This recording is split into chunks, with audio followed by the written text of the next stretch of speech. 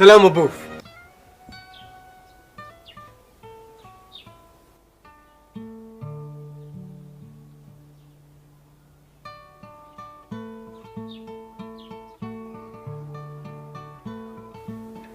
Hano muri urugo mbere kugira ngo usubize umuntu baza kwitambuka vuga uri we naho uturuka ari cyo ushaka.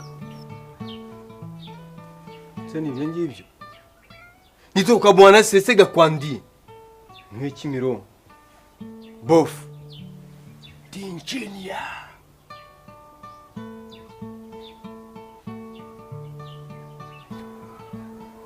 Abantu bose baranzi hano.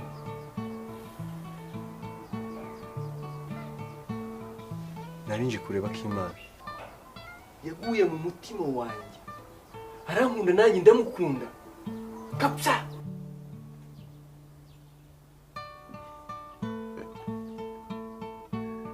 Ahubwo saraha.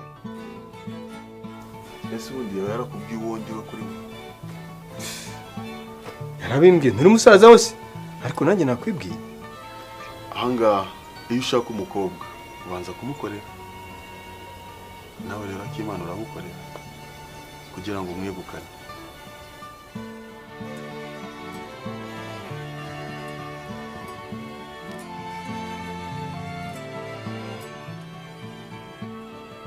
Ugomba kumukorera. Ariko bofu. Nase ibyo kumuta byari birimo. Wambwira nkareka kumukunda ukazamwirongorera.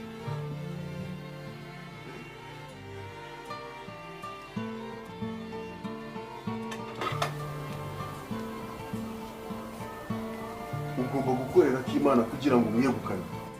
Urabyumva? Icyuma cyo ngitinya kubi ntabwo nshaka gupfa none ahangaha. Izindi condition nazemera ariko icyuma. Oya. Izindi condition urazemera. Kapsa.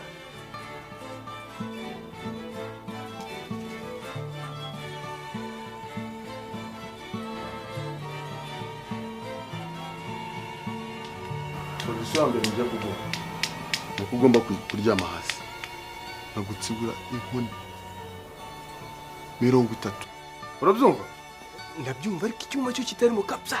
Icyuma cyo Gabof, unaryama. Nk'abana koko. Ibyo ni ibya kera muri primaire.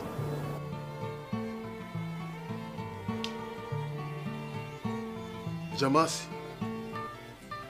Ariko wowe ntubana ikoti ryanjye rirahenze. Basi nk'uta meze gutya. Ariko ikoti kundishyire hasi. Jamasi.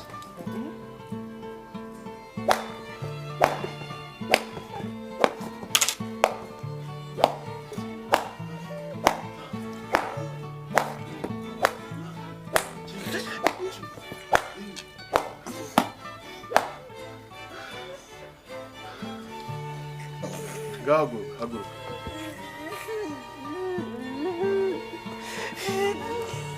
Condition yatsi.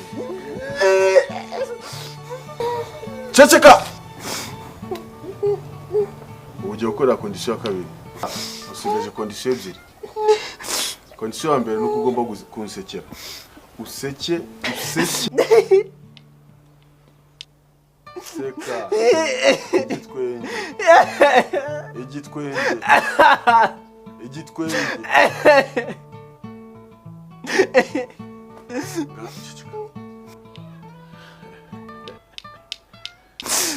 Kurimba indirimbo bita Mbeka Nyamanza Keza. Utangire. Mbeka Nyamanza Keza. Mbona wishimye cyabiguteye ubwo natwe naje reka nikomora abanyeshuri numva nawe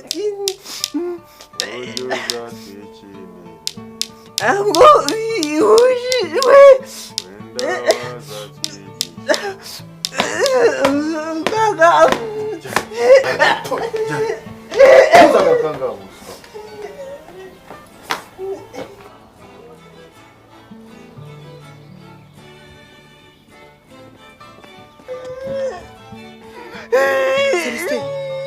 habaye iki byagenze gute